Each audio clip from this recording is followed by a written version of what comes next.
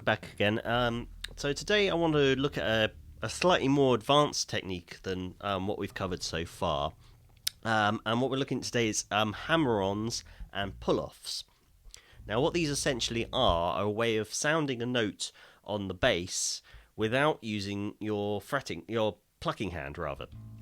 And these are achieved in a couple of different ways, so we'll cover them individually and then put them together.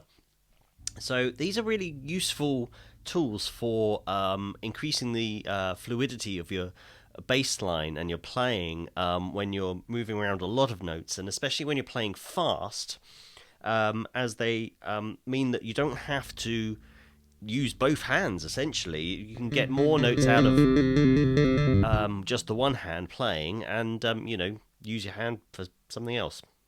I don't know where I'm going with that, but yeah. So the principles are different for each part. So we'll cover hammer-ons first. Now these are pretty much as they sound.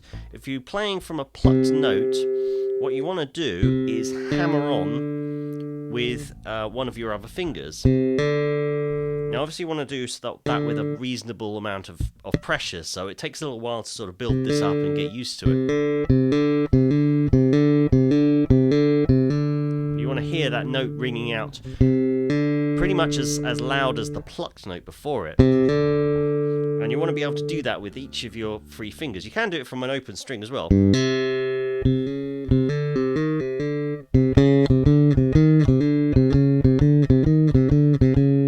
So, practice that up and down from a plucked note, hammer on for each finger. And sort of build that strength up on those ones. Now the pull-off is a slightly different technique, and that's moving back down again from a plucked note to a lower plucked note. And rather than where we're hammering on with your fingers, this one's starting from a fretted point, and it's essentially plucking the string but with your fretting hand. So it's a bit difficult to show on here, but what I'm doing there is not just lifting my finger, because that kind of just kills the note off, but it's a kind of a pull.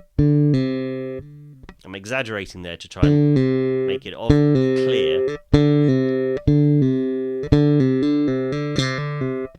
So it's essentially the same technique as we're using with our plucking hand to pluck over the string.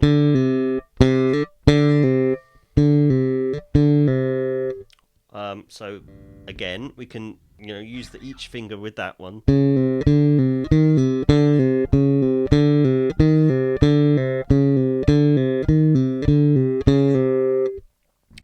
So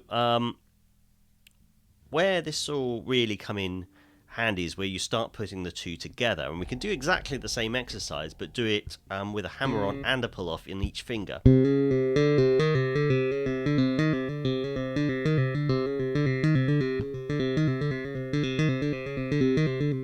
Don't go too fast, I'm just rushing through to sort of make sure we keep on time here. But you can start to see that starts building up more versatility in one position here. And the more you can do that and free that up, then the more fluid your bass lines can become. Now I use these in a variety of different circumstances, and I'll cover those a lot when I do further breakdowns of my bass lines. But it's a useful thing to start practicing, and we'll build up to more complicated techniques in the next few videos. So enjoy, and hopefully that'll become useful for you.